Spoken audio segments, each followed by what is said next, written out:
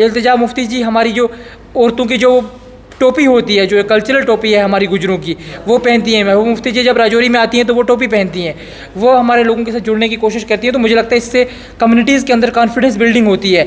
ये confidence building measures जो हैं डिस्क्रिमिनेशन को दूर करेंगे, और जो जोग्राफिकल हमारी जो बाउंड्रीज़ हैं, जो जोग्राफिकल गैप्स हैं, या फिर जो जोग्राफिकल हमारी डिफरेंसेस हैं, उन डिफरेंसेस को दूर करके गुजर, कश्मीरी, पहाड़ी, डोगरा को आपस में जोड़ने की कोशिश करेंगे। और आज हम देख रहे हैं कि जिस तरह से चाहे वो नेशनल कॉन्फ्रेंस के लीडर्स हों, चाहे वो पीपल्स डेमोक्रेटिक पार्टी के लीडर्स हों, चाहे वो बीजेपी के लीडर्स हों, हमारे कल्चर में हमारी ज़बान में बात करके वो चाहते हैं कि इस कम्युनिटी को अपने साथ जोड़ा जाए।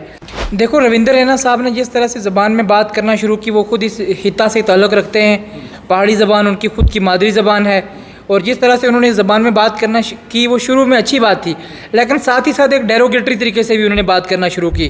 बाकी सियासतदानों से अवलीन तरजीह जो है वो रविंदर रैना ही नहीं दिया, और जहां आज बाकी सियासतदान मजबूर हुए हैं, वो जो अगर कोई कश्मीरी लीडर है वो पहाड़ी में बात कर रहा है, गोजरी में बात कर रहा है। हम देखते हैं कि कश्मीर में हमारे आज पिछले में कैंपेन के दिनों में देख रहा था कि फ़ारूक अब्दुल्ला जी, उमर अब्दुल्ला जी कश्मीर में या राजौरी पुंछ में आते हैं तो पगड़ी पहनते हैं। पगड़ी पहन के वो कोशिश करते हैं कि गुजर कम्युनिटी को एक कॉन्फिडेंस दिया जाए कि ये लोग हमारे साथ जुड़ें कल्चरल एकेडमी के ज़रिए। और आज जिस तरह से बाबा गुलाम शाह बादशाह यूनिवर्सिटी में एक MA गोजरी और पहाड़ी का एक कोर्स भी चल रहा है, मुझे लगता है उन सब लोगों की एक अनथक मेहनत है, जिसकी वजह से आज हमारी जो ज़बान है वो एक इलेक्टोरल लैंग्वेज बन चुकी है। आज हम बात करेंगे सियासी जमातें जहां मैदान में अपने वोट लेने के लिए लोगों के बीच जा रहे हैं, ताहम इस दौरान एक और नई चीज़ जो है वो देखने को मिल रही है कि चाहे वो कश्मीरी लीडर हो, चाहे वो पहाड़ी कम्युनिटी से तल्लुक़ रखने वाले लीडर हो, या गुजर कम्युनिटी से तल्लुक़ रखने वाले लीडर हो, वो अब जिस लोकल जहाँ पे लोकल लोगों के साथ जो है वो मुलाकात कर रहा है, तो उसी की भाषा में, उसी के कल्चर की जो है वो ज़बान भी इस्तेमाल कर रहा है। तो इस सब पे हम बात करेंगे। हमारे साथ रिसर्च स्कॉलर हैं डॉक्टर शाहिद चौधरी साहब, उनसे बात करेंगे कि आखिरकार 21वीं सदी के अंदर ये जो अब सियासतदानों को लोकल लैंग्वेज जो है वो इस्तेमाल करनी पड़ रही है, आखिरकार इसमें ये टर्न आउट जो है वो किसकी जानिब से आया है? क्या ये नौजवानों का ये पहल था, और उसके बाद जो है वो सियासतदानों ने भी अब इसके ऊपर जो है वो अमल पैरा शुरू करना पड़ा है? डॉक्टर साहब, वक़्त देने के लिए शुक्रिया। कैसे देखते हैं ये जो अब सियासतदानों की जानिब से अब इस तरह का एक कल्चर को जो है वो अडॉप्ट किया जा रहा है? रियाज साहब, बहुत बहुत शुक्रिया आपका। वक्तन फ़वक्तन आप मौका देते रहते हैं अपनी बात रखने का। जिस तरह से हम देख रहे हैं आज के एक नई तरफ जो है वक्त करवट ले रहा है, हालात जो हैं वो बदल रहे हैं। एक वक्त ऐसा था कि पीर पंजाल रियासत के सियासी मैप में कहीं दिखता नहीं था। अगर हम जम्मू के साथ, जब हमारी पार्लियामेंट्री कॉन्स्टिट्यूंसी थी, तो उस वक्त हम जम्मू के दबाव में आ जाते थे। कभी हमारे यहाँ पर लोकल उस तरह से इश्यूज़ जो थे वो उजागर नहीं किए जाते थे। हमारी ज़बान, हमारे कल्चर को हमेशा से मार्जिनलाइज्ड करके रखा गया है, उसमें उस तरह से बढ़ावा नहीं दिया गया। लेकिन आज जिस तरह से नौजवानों की जो ये पीढ़ी सामने आई है निकल कर, जिस तरह से उन्होंने बिला शर्म बिला झिझक अपनी ज़बान में बात करना शुरू की। रियाज साहब, एक वक्त वो था जब हम यूनिवर्सिटी और कॉलेजेस में नए नए पढ़ाई के सिलसिले में आए, और उस वक्त यूनिवर्सिटीज़ और कॉलेजेस में हमारी बरादरी के नौजवान, खासकर गुजर बरादरी के नौजवान, जब सड़कों में गाड़ियों में चढ़ते थे तो उस वक्त वो दूसरे शख्स की ज़बान जो है वो इस्तेमाल करते थे। कभी भी वो ये नहीं कहते थे कि मैंने कहाँ जाना है, मैंने कहाँ उतरना है। हमेशा उसको पता था कि ये कंडक्टर, ये ड्राइवर मेरी बरादरी का है, लेकिन फिर भी वो अपनी ज़बान में बात करने में शर्म महसूस करते थे। लेकिन आज जिस तरह से नौजवान सड़कों पे आए, उसके बाद नौजवान यूनिवर्सिटीज़ तक गए, कॉलेजेस तक गए, एक मोमेंट को लेके लोग जब सड़कों पर लड़े, अपनी ज़बान में बात करना शुरू की। हमारे जो शादी ब्याह के जो कल्चर है उसको लेकर जिस तरह से हम सड़कों पर आए, कश्मीर से जब हमने ट्राइबल बचाओ मार्च शुरू किया, तो हमने साथ साथ ज़िक्र अज़कार शुरू किए, जो हमारे एक तरह से इस्लामिक ट्रेडिशन का हिस्सा है। किस तरह से हमारे शादी ब्याहों में ज़िक्र अज़कार होते हैं, उस तरह से हमने ट्राइबल बचाओ मार्च में उन चीज़ों को अपनाया, और वहाँ से हमने अपने कल्चर की मेन स्ट्रीमिंग शुरू की। और आज हम देख रहे हैं कि जिस तरह से चाहे वो नेशनल कॉन्फ्रेंस के लीडर्स हों, चाहे वो पीपल्स डेमोक्रेटिक पार्टी के लीडर्स हों, चाहे वो बीजेपी के लीडर्स हों, हमारे कल्चर में हमारी ज़बान में बात करके वो चाहते हैं कि इस कम्युनिटी को अपने साथ जोड़ा जाए। अगर हम शायद साहब, लगता नहीं है कि इन जो अब सियासी जमातें जो है वो मुख्तलिफ़ ज़बानें इस्तेमाल कर रहे हैं इलाकाई लोगों के साथ, लेकिन इसमें आपने भारतीय जनता पार्टी का भी जिक्र किया, तो मुझे लगता है कि जहां नौजवानों का तो जिक्र है, लेकिन रविंदर रैना साहब का भी एक बड़ा रोल है कि उन्होंने पहले गोजरी भी जो है वो इस्तेमाल की, लोगों के बीच में बोल रहे थे, और साथ ही साथ में वो पहाड़ी कम्युनिटी की भी तो ज़रूर बात करते थे, और अब तो मुख्तलिफ़ जमातों के लीडर भी बात करें। लेकिन रविंदर रैना साहब के लिए ख़ास क्या कहेंगे? देखो, रविंदर रैना साहब ने जिस तरह से ज़बान में बात करना शुरू की, वो खुद इस हिता से ताल्लुक़ रखते हैं। पहाड़ी ज़बान उनकी खुद की मादरी ज़बान है, और जिस तरह से उन्होंने ज़बान में बात करना की, वो शुरू में अच्छी बात थी, लेकिन साथ ही साथ एक डेरोगेटरी तरीके से भी उन्होंने बात करना शुरू की। जिस तरह से उन्होंने हमारे लोग वहाँ पर जाते हैं उनके दफ्तर में, और जिस तरह से उनका मजाक उड़ाया गया, जिस तरह से उनके मुंह में ज़बरदस्ती के लड्डू ठूसे गए, वो मुझे लगता है हमारी कल्चर की प्रमोशन और हमारी ज़बान की प्रमोशन से ज़्यादा हमारी ज़बान की तौहीन थी। तो मुझे लगता है सियासतदानों को उस चीज़ से परहेज़ करना चाहिए।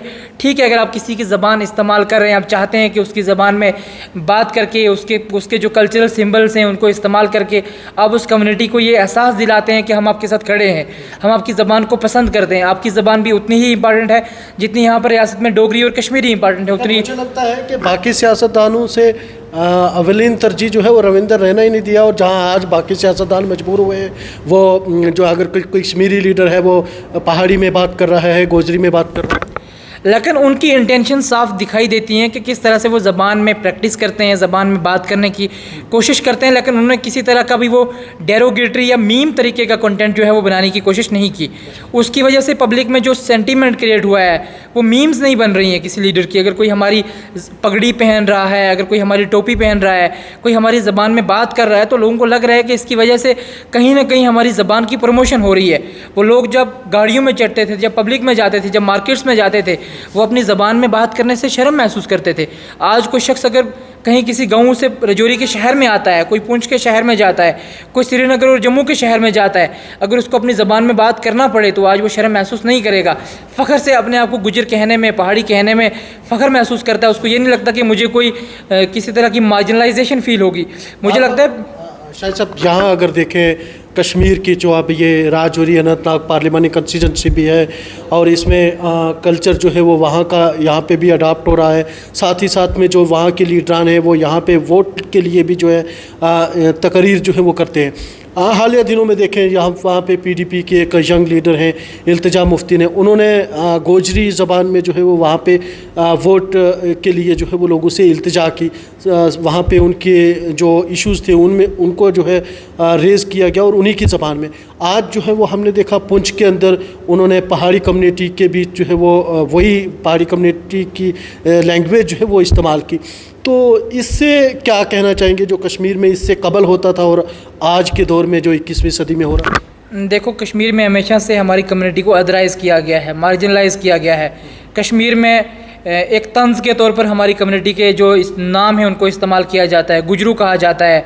तो अगर वहाँ के जो मेन स्ट्रीम लीडर्स हैं, जिन लीडरों ने वहाँ पर हुकूमतें की हैं, जिनकी फैमिली के लोग चीफ मिनिस्टर्स रहे हैं 2-2 बार, अगर वो लोग हमारी ज़बान में बात करते हैं और वो उस बेल्ट से आते हैं जो कश्मीर की बेल्ट है, तो उनके बात करने से ये होता है कि हमारी कम्युनिटी को और एक तरीके से कॉन्फिडेंस मिलता है। लोगों को लगता है कि नहीं, अब वो वक्त जो है वो गुजर गया है। अब जो इन फ्यूचर जो है वो हमारे साथ डिस्क्रिमिनेशंस नहीं होगी। इन फ्यूचर हमारे लोग फ़ख्र से अपनी ज़बान में अगर कहीं बात करेंगे तो उनको अदराइज़ नहीं फ़ील करवाया जाएगा, अलग फ़ील नहीं करवाया जाएगा, बल्कि जिस तरह से महबूब मुफ्ती जी या उनकी जो बेटी हैं जो इस वक्त कैंपेन में बिज़ी हैं, तो मैंने उनके कुछ बयानात सुने हैं कि हमें अपनी ज़बान को, अपनी कल्चर को महफूज रखने की ज़रूरत है। हमें चाहिए कि आने वाली नस्ल को हम अपनी ज़बान में बात करना सिखाएँ। सबसे पहले हमें ज़रूरी है कि हम उनको अपनी मादरी ज़बान सिखाएँ। मादरी ज़बान सिखाने की वजह से ये होता है कि बच्चे में कॉन्फिडेंस आता है। जो हमारी सोच होती है, हम कोई भी ज़बान बड़े होकर सीख सकते हैं। अगर हम जर्मन सीखें, फ्रेंच सीखें, अंग्रेज़ी सीखें, लेकिन जो आपकी सोच है, जो आपका थॉट प्रोसेस है, जो आपका सबकॉन्शियस माइंड है, वो हमेशा से आपकी मादरी ज़बान में काम करेगा। आप कोई भी थॉट आपके दिमाग में आता है, कोई ख्याल आपके दिमाग में आता है, तो वो आपकी गोजरी ज़बान में आएगा।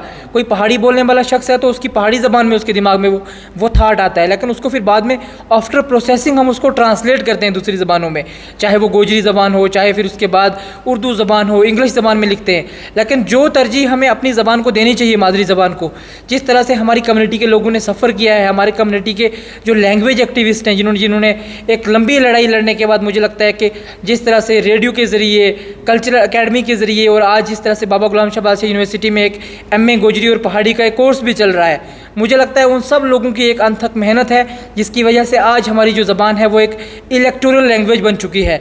हर कोई लीडर चाहता है कि इस ज़बान में बात करके इस कम्युनिटी को इम्प्रेस किया जाए, इस कम्युनिटी से इंस्पिरेशन ड्राइव किया जाए, इस कम्युनिटी में अपना कॉन्फिडेंस पैदा किया जाए ताकि ये लोग हमारे साथ जुड़ने की कोशिश करें। तो मुझे लगता है ये खुशाइंद बात है कि लोग जो हैं वो हमारी कम्युनिटी के साथ जुड़ना चाहते हैं और हमारी कम्युनिटी एक तरीके से रेलिवेंट हो गई है जम्मू कश्मीर के पॉलिटिकल डिस्कोर्स में। जिस तरह से हमेशा दूर धकेला जाता था, हम देखते हैं कि कश्मीर में हमारे आज पिछले में कैंपेन के दिनों में देख रहा था कि फ़ारूक अब्दुल्ला जी, उमर अब्दुल्ला जी कश्मीर में या राजौरी पुंछ में आते हैं तो पगड़ी पहनते हैं। पगड़ी पहन के वो कोशिश करते हैं कि गुजर कम्युनिटी को एक कॉन्फिडेंस दिया जाए कि ये लोग हमारे साथ जुड़े।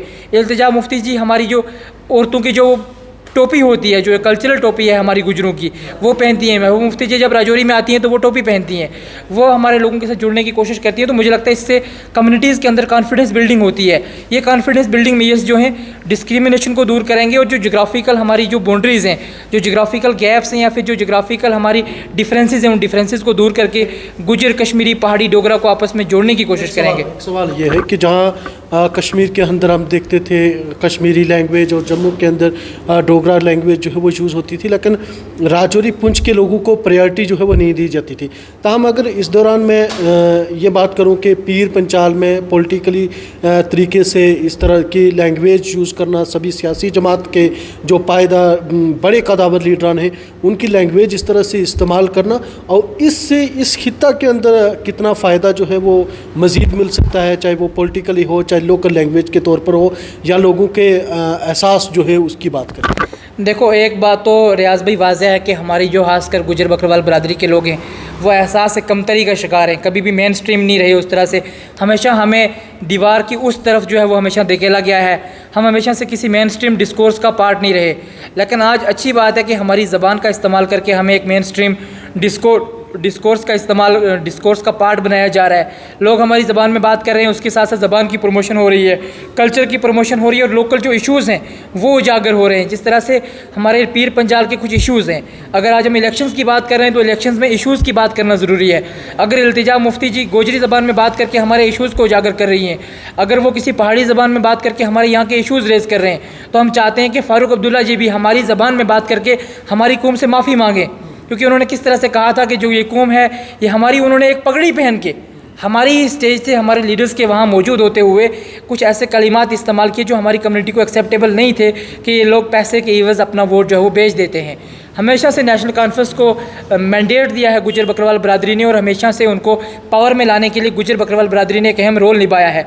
जिस तरह से पूरे कश्मीर की अगर हम जो लास्ट जो हमारा जो फेस में इलेक्शन हुआ है श्रीनगर में, सारी परसेंटेज एक साइड रखें और कंगन की परसेंटेज एक साइड रखें तो वो सब पे हावी होती है। इससे दिखता यह है कि जब कश्मीर में बाइकाट हुआ, जब कश्मीर में कॉल दी गई कि हमें इस इलेक्टोरल प्रोसेस का पार्ट नहीं बनना है, तब तक हमारी गुजर बकरवाल बरदरी ने बाहर निकलकर वाज़ेह तौर पर नेशनल कॉन्फ्रेंस को मैंडेट दिया और उसके एवज़ में ये बयान हमें सुनने को मिला कि 500 के एवज़ गुजर बकरवाल बरदरी के जो लोग हैं वो अपना वोट बेच देते हैं। तो मुझे लगता है कि हमारी पगड़ी पहनकर हमारी जो बरदरी की तौहीन है वो ना की जाए, हमारी कम्युनिटी से माफ़ी मांगी जाए, और इंशाअल्लाह हमें उम्मीद है कि वो बड़ा दिल रख कर इस इलेक्शन के ज़रिए जब वो राजौरी पुंछ दोबारा आएँ तो इस कम्युनिटी से माफ़ी मांगेंगे। वो जो एक हीट ऑफ द मोमेंट में मैंने वो बयान दिया है, मैं उससे अपने आप को अलग करता हूँ और आइंदा मैं इस कम्युनिटी के साथ इस तरह का कोई भी जो बयान है वो देने से गुरेज करूँगा।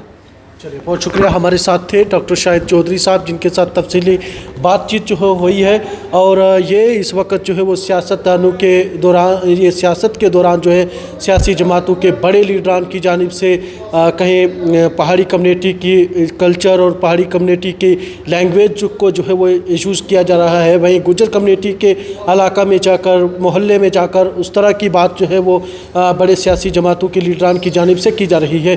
तो इससे भी एक बड़ी जो है यहाँ पे तब्दीली देखी जा सकती है।